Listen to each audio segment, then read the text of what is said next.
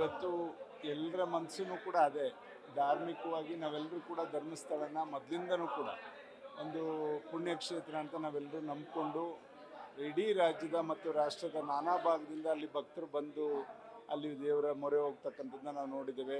ಯಾವತ್ತೂ ಕೂಡ ಈ ಪ್ರಸಂಗ ಉದ್ಭವ ಆಗದಿದ್ದು ಇವಾಗ ಈ ಸಂಶಯ ಹುಟ್ಟಲಿಕ್ಕೆ ಕಾರಣ ಏನು ಅಂತಕ್ಕಂಥದ್ದು ಎಲ್ಲರಿಗೂ ಕೂಡ ಅನುಮಾನ ಆಗಿದೆ. ಜೊತೆಯಲ್ಲಿ ಯಾರೋ ಪಿತೂರಿ ಮಾಡ್ತಾ ಇದ್ದಾರೆ ಅಂತಕ್ಕಂಥದ್ದನ್ನ ಇವತ್ತು ಉಪಮುಖ್ಯಮಂತ್ರಿಗಳೇ ಹೇಳಿದಂಥ ಸಂದರ್ಭದಲ್ಲಿ ಇದನ್ನು ಗಂಭೀರವಾಗಿ ಸರ್ಕಾರ ತಗೊಂಡು ಇವತ್ತು ಆ ಇಶ್ಯೂನಲ್ಲಿ ಖಂಡಿತ ಅಲ್ಲಿ ಆ ಧಾರ್ಮಿಕಕ್ಕೆ ಧಕ್ಕೆ ಆಗದ ರೀತಿಯಲ್ಲಿ ನೋಡ್ಕೋಬೇಕು ಅಂತಕ್ಕಂಥದ್ದು ನನ್ನ ಒತ್ತಾಯ.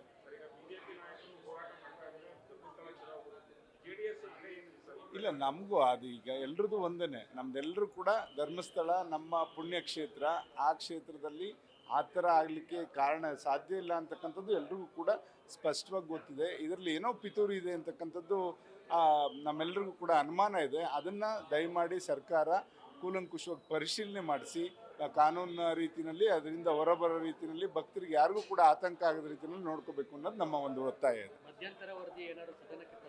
ಕೊಡಬೇಕು ಅಂತ ಒತ್ತಾಯ ಮಾಡಿದ್ದೀವಿ. ಈಗಾಗಲೇ ಮೊನ್ನೆ ಸದನದಲ್ಲಿ ಮಧ್ಯಂತರ ವರದಿಯನ್ನು ಕೊಡಿ, ಇಲ್ಲಿವರೆಗೂ ಏನೇನು ತನಿಖೆ ಆಗಿದೆ, ಏನು ಸಾಬೀತಾಗಿದೆ ಅದನ್ನು ಸದನದ ಮುಂದೆ ಇಡಿ ಅಂತಕ್ಕಂಥದ್ದು ಕೂಡ ಒತ್ತಾಯ ಮಾಡಿದ್ದೀವಿ. ಅದನ್ನು ಸರ್ಕಾರ ಇನ್ನೂ ಕೂಡ ಮನಸ್ಸು ಮಾಡಿಲ್ಲ.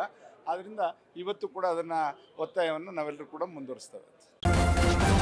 ನ್ಯೂಸ್ ಫಸ್ಟ್, ನಿರ್ಭೀತಿಯಿಂದ ನಿಮ್ಮ ಪರವಾಗಿ.